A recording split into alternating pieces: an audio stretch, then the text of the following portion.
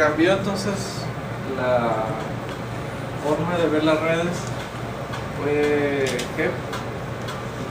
Y más de alguna vez van a escuchar, si continúan leyendo sobre esta literatura, aprendizaje hebbiano.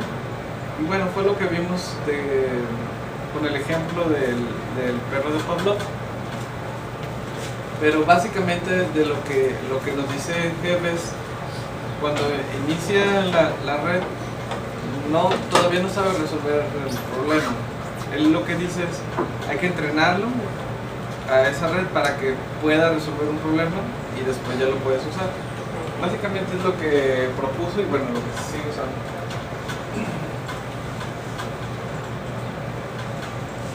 Después apareció, bueno, ahí seguía el perceptrón y después del perceptrón apareció lo que vamos a ver hoy, lo que vamos a implementar, el Ladaline,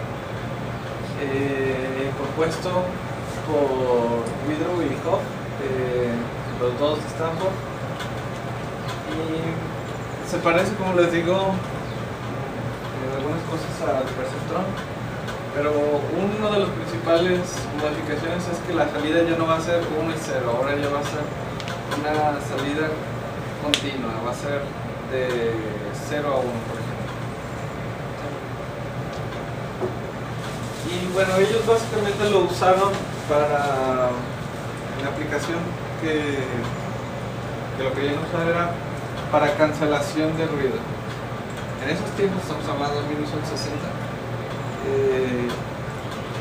hacer por ejemplo, un ecosonograma a una mujer que está embarazada, y imagínense que, bueno, tienes el ecosonograma, se lo pones a la mujer y quieren escuchar los latidos del niño, pero resulta que los latidos de la madre son más fuertes que los del niño. Entonces, para poder reconocer los latidos del niño había que hacer un filtrado, y bueno, fue una de las aplicaciones que ellos hicieron.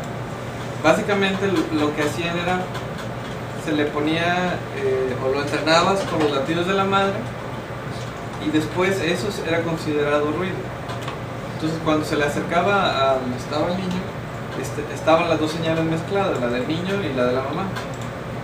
Entonces en un momento, ya que convergía el algoritmo, separaba los dos.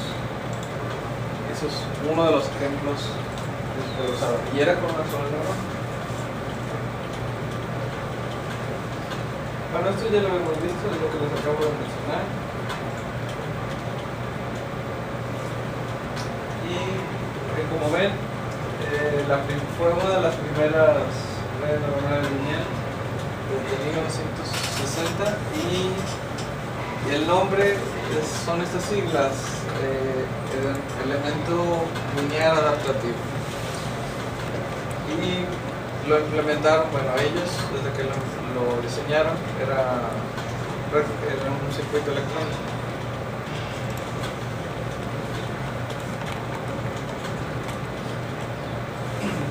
Bueno, una de las aplicaciones que también tiene es para reconocer patrones binarios. Aquí lo que está entrenado, y de hecho es uno de los ejercicios que vamos a hacer, no exactamente esto, pero sí la aplicación. Recuerden que les había comentado que una red neuronal la puedes usar para clasificación o para predicción. Depende de cómo lo entrenes y para qué lo quieres. Cuando hacemos clasificación, nosotros le damos entradas y le decimos, esto es un cuadrado, esto es un círculo, esto es un triángulo. Lo entrenas con un conjunto de datos, y ya después, cuando lo usas, le presentas figuras que pueden ser parecidas a las que lo entrenaste y te tienen que dar una respuesta de que si es un triángulo, es un cuadrado o es un círculo, o no sé, pues me parece. Pero también hay otra de la aplicación para redes neuronales que es también muy utilizada, y es la de predicción. Yo les había comentado de, no sé, por ejemplo, tratar de predecir la bolsa, aunque es muy complicado. Tratar de, con los datos anteriores, predecir, no sé, un día después o una semana, o lo del clima también. Si entrenas la red neuronal con la información de, no sé, 3 meses anteriores, tal vez te pueda decir el clima de las siguientes semanas, por ejemplo. Eso entra en la parte de predicción. Ellos aquí lo que hacían era reconocían los patrones binarios que iban en la línea telefónica. Obviamente ya estaba entrenada y trataba de predecir cuál era el que seguía.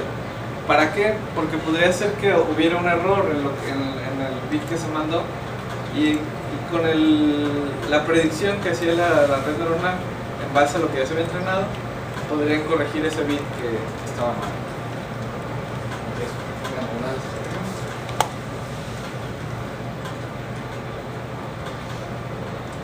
Y bueno, esto es muy parecido a lo que vimos. El Adaline funciona igual. Tienes pesos, tienes entradas y tienes una salida. Recuerden que en el perceptrón la salida la pasamos por una función y nos daba simplemente 0 o 1. Ahora son valores entre 0 y 1. Y bueno, igual que en el perceptrón, la neurona se va a activar hasta que pases el umbral. Es decir, que la entrada sobrepase los valores que tienes en los pesos. Esto es otra de las cosas que vamos a revisar.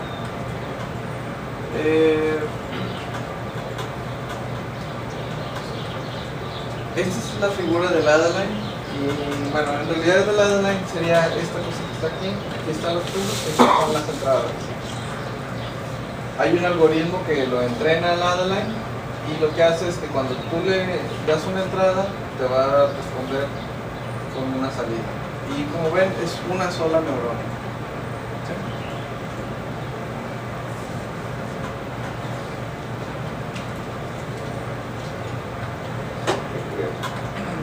Bueno, el algoritmo va a funcionar igual. El umbral, en lugar de dejarlo aparte, lo ponemos como uno de los pesos. Igual, le vamos a añadir a nuestras entradas, si recuerdan, le añadimos una fila con unos. Aquí también le vamos a poner un 1 que va a funcionar como el umbral. En realidad, por ejemplo, tienes dos entradas y una va a ser la entrada que estamos poniendo nosotros.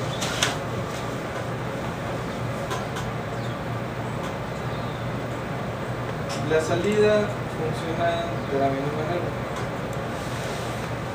La salida de la neurona, que se le llama NET, se va a calcular multiplicando, como lo hicimos en la clase anterior, entrada por los pesos y lo sumas todo. Entonces nos va a dar un escalar. Cada neurona nos da un escalar. Entonces lo que tenemos ahí es producto punto entre entrada por el peso y al final tienes un escalar. Nosotros en el perceptrón a eso lo pasábamos por una función escalón que lo convertía este resultado en 0 o 1. Aquí lo vamos a dejar así. Se puede usar otras funciones. Una que se usa mucho es la sigmoide, pero bueno, ahorita por lo pronto lo vamos a dejar así, lineal. Bueno, como ven aquí, por ejemplo, son los mismos ejemplos de componente. Tienen 0 por 0, 0 y menos 1 por este peso, que nos da la salida menos 5. Entonces ahora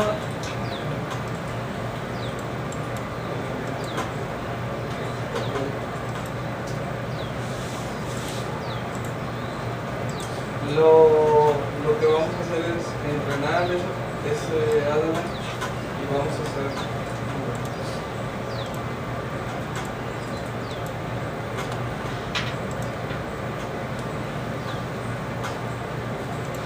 la salida de una neurona. Entonces está dado por esto que está aquí, peso por la entrada, y sumas todo esto y te da una escalar. En realidad esto que está aquí es la salida de la neurona, y para conocer el error lo que tienes que hacer es restar tu salida deseada menos la salida de la neurona. Cuando esto sea 0, quiere decir que ya está entrenada. Si está diferente de 0, quiere decir que todavía no está entrenada. Entonces el objetivo del Ladaline o del entrenamiento del Ladaline, como en el Perceptron y como en el MLP, es encontrar los pesos que minimicen este error. ¿Sí? Recuerden, yo tengo los pesos inicialmente aleatorios y cuando ustedes lo prueban por primera vez, recuerdan que la salida de la red no es lo que yo quería. Entonces el objetivo del entrenamiento es que esos pesos se vayan modificando para que la salida sea la que yo quiero. Pero me voy a brincar porque aquí está más o menos el algoritmo que es el que vamos a programar. Si se fijan, se parece mucho al Perceptron. Hay que inicializar los pesos. Tenemos que poner las entradas y bueno, para calcular la salida es muy sencillo, es W por X. Esto, como es producto punto, los puedes intercambiar. El producto punto es conmutativo. Y bueno, esta es la regla de actualización de los pesos. Entonces, el algoritmo es muy parecido al Perceptron, es decir, le presenta la entrada, calcula la salida de la neurona y luego hay que corregir el peso. ¿Cómo lo voy a corregir? Este WT más 1 significa la siguiente, digamos, instancia de mi variable. No quiere decir que voy a tener n Ws, voy a tener por cada iteración unos pesos diferentes, sino es la misma variable pero sí está cambiando sus valores. Entonces esto te dice, el siguiente valor de W lo vas a calcular con el valor actual más esto que está aquí. Esto que está aquí, el alfa es nuestro eta en realidad, es el factor de aprendizaje que dijimos, multiplicado por la salida deseada menos mi salida obtenida, multiplicado también por la entrada. Esto que está aquí, entonces es la regla de entrenamiento del Ladaline y en realidad es lo único que habría que, bueno, este algoritmo es lo que vamos a programar. Finalmente, después de estar iterando, lo que vamos a tener es que debe de converger. Si el problema es, de nuevo, es una sola neurona, si el problema es linealmente separable. Sí, entonces esto no puede con el SOR, hay solamente los que son linealmente separables.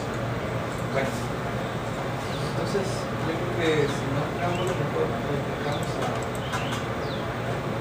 a resolver el problema. Esto que está aquí es interesante. Más o menos nos da una idea de lo que se está tratando de resolver. Si ustedes pudieran graficar el espacio del error, imagínense, este es mi espacio de soluciones y los pesos óptimos están aquí. Peso W. Yo cuando ustedes hacen un random, puedo estar acá, cualquiera de estas posiciones. Entonces, lo que está haciendo el algoritmo a cada paso es ir avanzando en mi espacio hasta tratar de llegar aquí. ¿Sí? Por eso estamos haciendo una minimización y tratamos de llegar al óptimo, aunque los algoritmos que estamos usando, como son basados en el gradiente descendente, están sujetos a caer en un mínimo local. El gradiente descendente una buena analogía es, imagínense que a ustedes los bajan en un helicóptero en una zona montañosa y les piden que vayan a la zona más alta, como la zona más baja es el mismo programa. Digamos que les piden que vayan a la zona más alta.